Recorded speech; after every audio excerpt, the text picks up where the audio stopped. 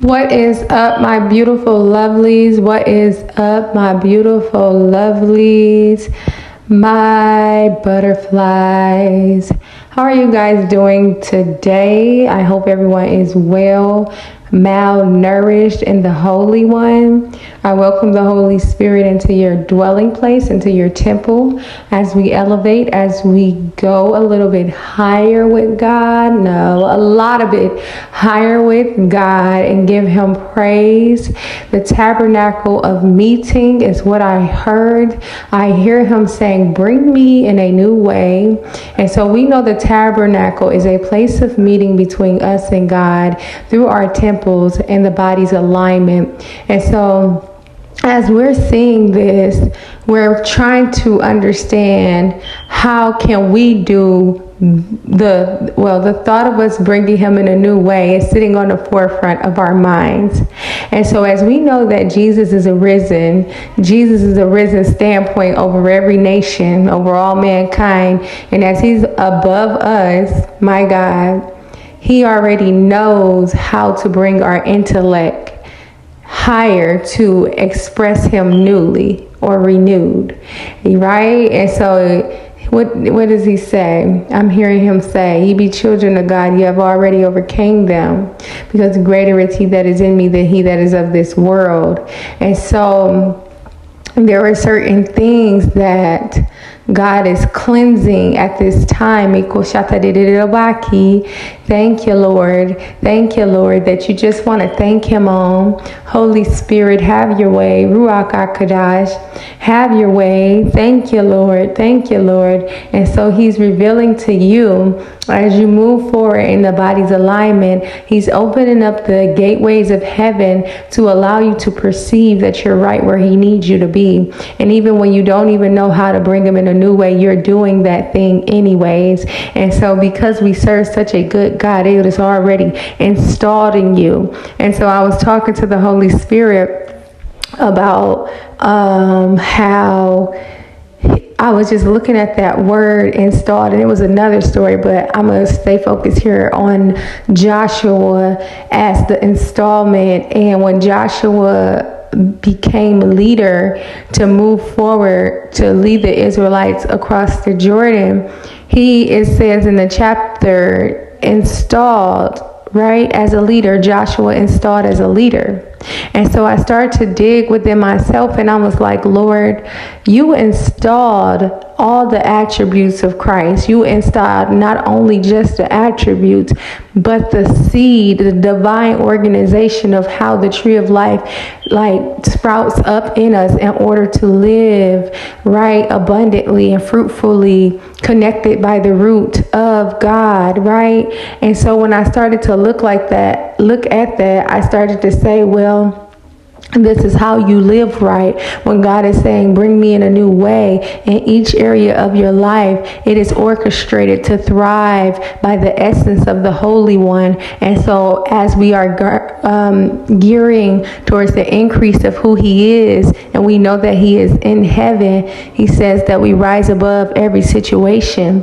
And so as that happens, we are moving already in the organization of thoughts that we think we don't know how to do. And so when I start to think about that, it brings me to the scripture that the Holy Spirit is showing me. Take my yoke, give me your burden and take my yoke, cast all your anxieties upon me. Take my yoke because it is easy, right?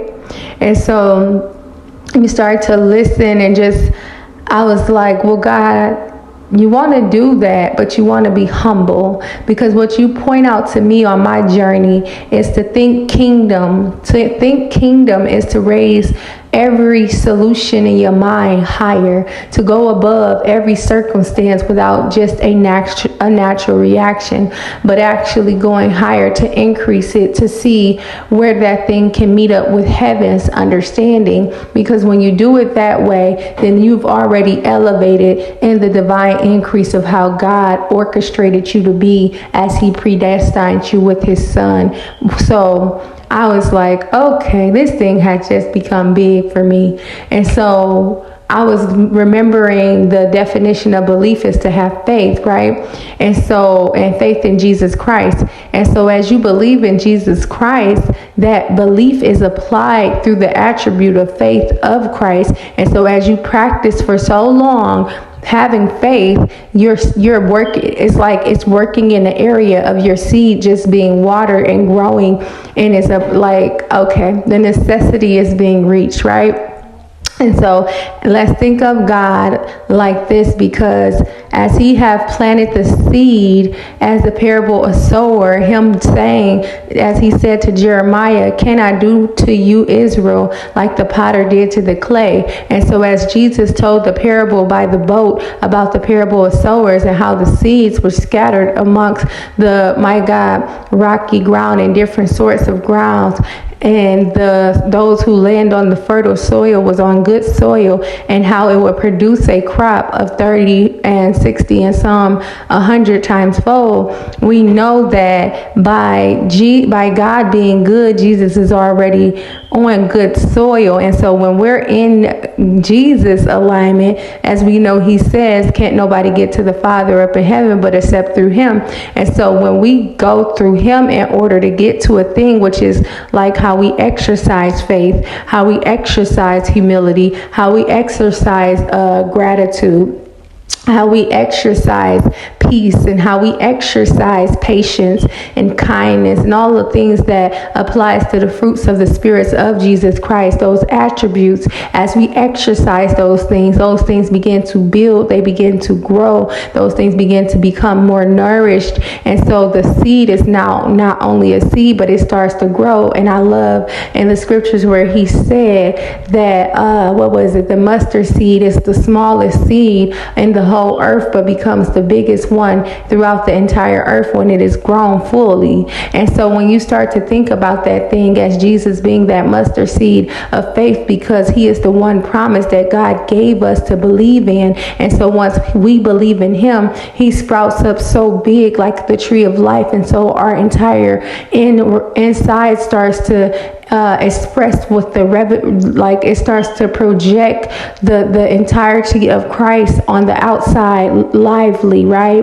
And so when he says, bring me in a new way, as you go forth and on your journey with him, thank you, Holy Spirit. Thank you, Jesus. Thank you, Ruach Okadesh. Have your way. He says, mention me. He says, bring me. As you go forth on your journey, there has been a promise already released to you as you move forward and trust me, as you obey me, as you hear me, as you do it by my ways and not your ways. Then, my God, I see the scripture, my ways are not your ways and your ways are not my ways. But as you let him, as you follow him, and you allow every circumstance to go higher than what your natural way of understanding used to be, then you latch onto more resources of more fertility or fertile soil of goodness, because we know that we serve such a good God who created not only heavens but the earth, but not only just the earth but the heavens for us to go back to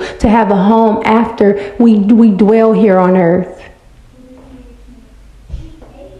And so by him doing that, we have a tendency to be able to access so much more as we incline here on earth, my God, to heaven's doors of where God is. He will protect you. He will back you. He will guard you. He will cover you. You will be in his wings, is where his refuge will be, all over you. And so before you know it, the thing that you thought you didn't know what you was doing, he was already there with you, taking care of that thing.